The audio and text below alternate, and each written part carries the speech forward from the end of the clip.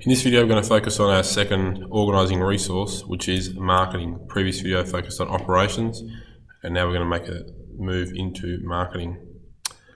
So for marketing plans to succeed, all facets or all areas of business must be involved in satisfying a customer's needs and wants while achieving the business's goals. Remembering those goals might be things like financial goals, they might be sales related goals, they could be market share related goals. In order to achieve that, adequate resourcing is going to be needed. And marketing really is based around the 4 Ps. And we'll watch a video in class which focuses on those 4 Ps. But those 4 Ps relate to, firstly, price. So, in a nutshell, how much will that business sell that product for?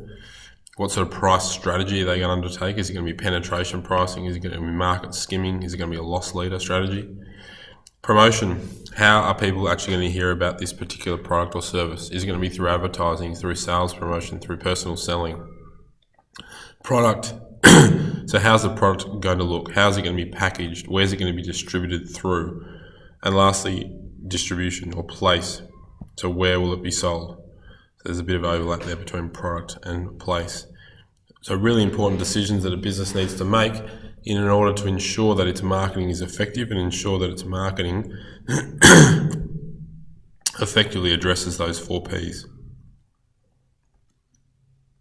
Market objectives are really important in the overall marketing process as well. And what are they? Well, they're goals for the marketing department that are designed to help meet the business's overall objectives. So if a business's overall objective is to achieve X amount of net profit, well, it needs marketing objectives to underpin that and to help achieve that overall business objective. The business will then establish marketing strategies to try to achieve those marketing objectives. And they could include things like goals related to increased market share. A marketing objective is X% increase in market share, or goals related to boosting sales revenue, which is more a financial goal. But if that is the overall objective, then there needs to be marketing strategies to achieve that. Could also be expansion into new markets. How are we going to go about expanding into those new markets? What marketing is going to be undertaken to help us achieve that objective? Coming back to, we've spoken about SMART objectives before, or SMART goals, we spoke about before. It's the same with objectives. Objectives need to also be SMART.